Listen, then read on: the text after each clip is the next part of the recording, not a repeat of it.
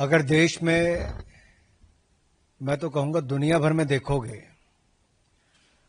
अगर 90 बार किसी के नेतृत्व में चुनाव हारने का रिकॉर्ड है तो श्रीमान राहुल गांधी जी के नेतृत्व में हारे हैं। और पार्टी के अंदर भी राहुल गांधी जी के नेतृत्व पर सवाल खड़े होते हैं। अब जब वो चुनाव हार जाते हैं तो ईवीएम पर प्रश्न चिन्ह खड़ा करते हैं, तो कभी वोटर्स पर ठीकरा फोड़ते हैं। और यही नहीं, आप अनेकों उदाहरण देखिए। जब कांग्रेस ने कहा EVM is rigged for BJP, EVM machine की हेराफेरी कांग्रेस कहती रही। फिर उन्होंने कहा ईवीएम बैन करो, बैलेट पेपर को वापस लाओ। फिर अगला चुनाव हारे कहा ईवीएम्स को रिमोटली हैक्ड किया जा सकता है। फिर कह दिया वीवीपैट 100% चेक सुनिश्चित करो। हर हार के बाद कांग्रेस ने नया बहाना ढूंढने का काम किया। आत्मचिंतन, आत्मनिरीक्षण कांग्रेस ने नहीं किया, लेकिन आरोप ईवीएम इलेक्शन कमीशन से लेके संवैधानिक संस्थाओं पे बार बार लगाते रहे।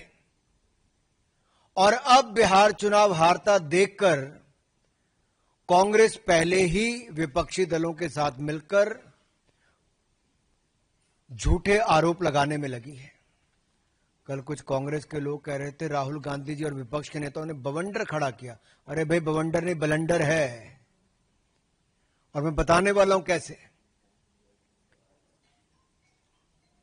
जितने आरोप आज तक लगाए, मैं राहुल जी को यही कहूंगा, धूल चेहरे पर थी पर आप आईना साफ करते रहे। और एक एक करके इनको बताना जरूरी इसलिए भी है कि 1952 से अगर हम शुरुआत करें तो चोर चोर मुसेरे भाई मिलकर वोट की चोरी की दुकान चलाई। यानी कि कांग्रेस सीपीआई ने मिलकर संविधान निर्माता, एक संत जैसे नेता डॉक्टर भीमराव अंबेडकर जी को चुनाव हरवाया। और चुनावी भ्रष्टाचार की नींव कांग्रेस ने पहले चुनाव से 1952 में ही रख दी थी। डॉक्टर बाबा साहब अंबेडकर को हराने का काम किया कांग्रेस सीपीआई ने मिलकर किया। और आप रिकॉर्ड चेक करिए, 74,333 वोट खारिज किए गए, जबकि डॉक्टर भीमराव अंबेडकर जी मात्र 14,561 वोट से हारे थे। कांग्रेस ने तो संविधान निर्माता एक दलित नेता को पहले चुनाव में निपटाने का काम कर दिया।